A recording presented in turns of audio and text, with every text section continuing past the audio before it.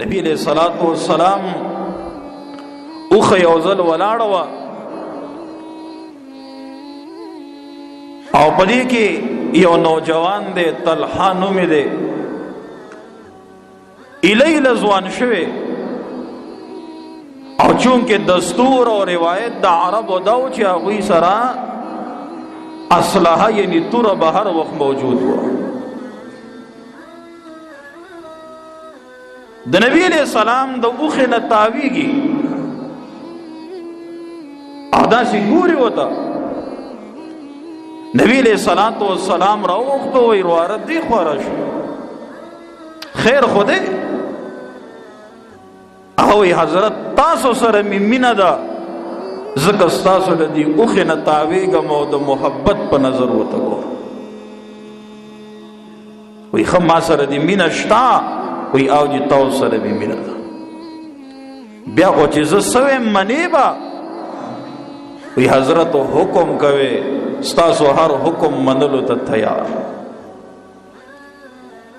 نبی علیہ السلام وی زور شمال د خپل پلار سر روړه توره هوا کې داسې توکړه او روان شو نبی علیہ السلام آواز کوي واپس راشو امتحان کې چونکه کامیاب شو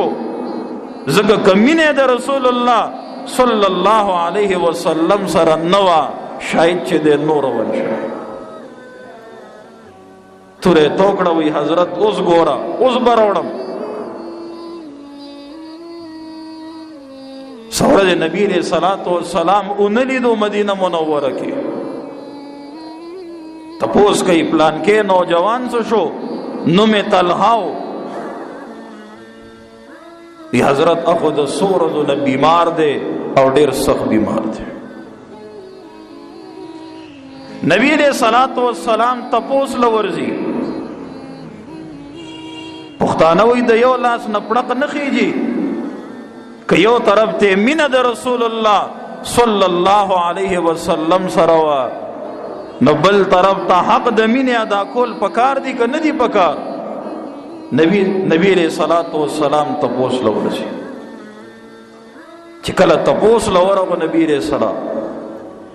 او حالت داغه نوجوانی ولیدو ناغه داسې حالت کې او چې رغېدو والا نو چې نبی علیہ السلام بهر روتو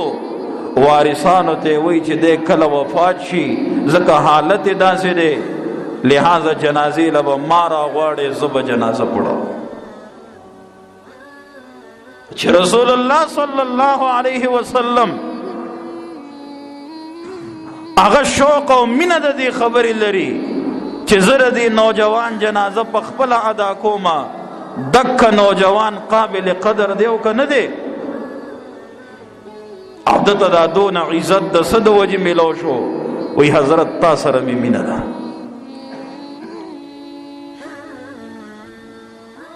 کله کله دا ځینې مینه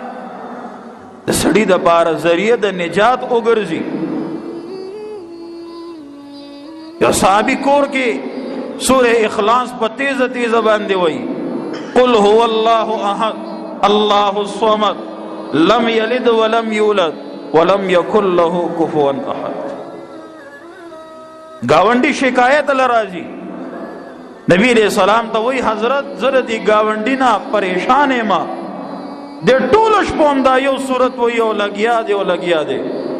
نبی علیہ السلام وی داسې ولی کې